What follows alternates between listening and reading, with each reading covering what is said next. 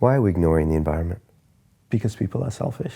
And people don't have the vision to see beyond themselves and into the future. So Brian, I'm going to ask you a series of questions.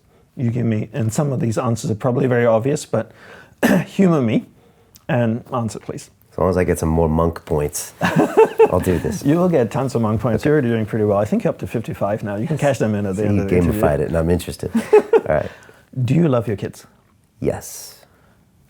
Some years from now, your children will have kids, potentially, unless they become monks. Will you love your grandkids?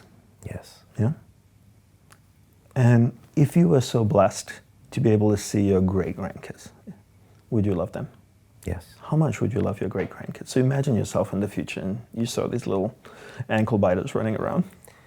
I mean, I've seen my grandparents, the way they looked at me and their grandkids, and I can just see them light up in their eyes. So I'm sure I would be over the moon. Great-grandkids we're talking here, right? Yeah, I mean, I met my great-grandma once, but yeah, I mean, that's a whole nother level of seeing something even younger and more beautiful, so yes. You would probably love them more than your grandkids. I mean, this would be like an amazing thing to say. Yeah, I guess that gets tricky when you say that, but Right, but I mean, you kind of know what I'm saying, right? I mean, not like you would love one more than the other, but it would be amazing to have that experience, to know your great-grandkids, right? It's a special thing.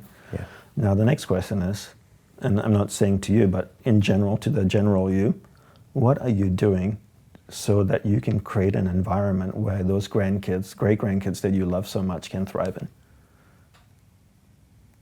And when I ask people this, nobody says anything. And every now and then somebody will say, yeah, I'm doing this, I'm doing that, but most people don't, right? So if you're gonna love your great-grandkids so much, and when I look at your face when you describe that, your great-grandkids, you just lit up.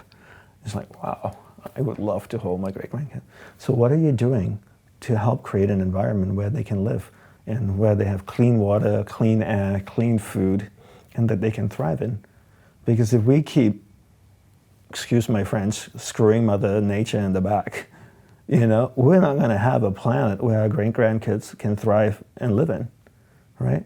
It just shows the selfish nature of humans, that we are masters of living in the moment and thinking purely about ourselves, and screw the future and screw Earth. And people, talk about the future of humanity is in space. We need to put more money into space programs and explore space. I know very little about space, Brian, but as far as I know, and people can correct me here, there is no planet like Earth anywhere in the known galaxy. And we've been doing space exploration for 40, 50 years. On this planet, we have oceans, we have jungles, we have deserts, we have mountains that scrape the sky, snow-clad mountains, we have aurora borealis, we have rainbows, we have rain, we have waterfalls, we have humans, we have animals, we have insects and creatures, we have things living in the ocean that we can't even see because they're too deep. We have the most beautiful planet in the known galaxy, and we're pissing on it so that we can go to Mars and explore a planet that has no oxygen and gravel. Why? Are we dumb or are we dumb? We have everything we need here, and if we can't take care of what we have, how can we take care of what we find? We have the most beautiful thing in the world right here in our hands, and we can't take care of it. So we expect to go somewhere and find something and then take care of that? It's so ridiculous. There's nothing like Earth in this whole world. We're so blessed to live on this planet, right? And yet we don't take care of it. And how can we change that conversation? Because there's people talking about this, but there's equally a certain number of people that just say, no, no, no, let's just have the fun now. Let's, drill the oil now. Let's pollute the world now. Exactly.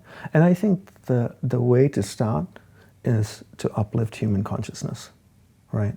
You can teach, again, going back to the making the case, right?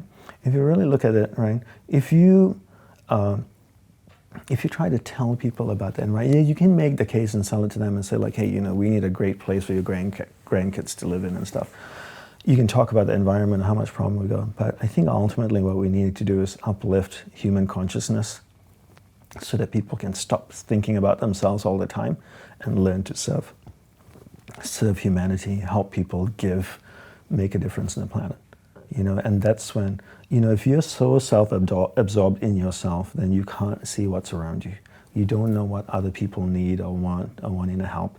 You don't know what the environment needs. And I think by uplifting human consciousness, we get to people to start thinking that it's not only about me, but there are other people living, and we live in this planet, and we all share it, and we all need to help each other because we can't get through it alone.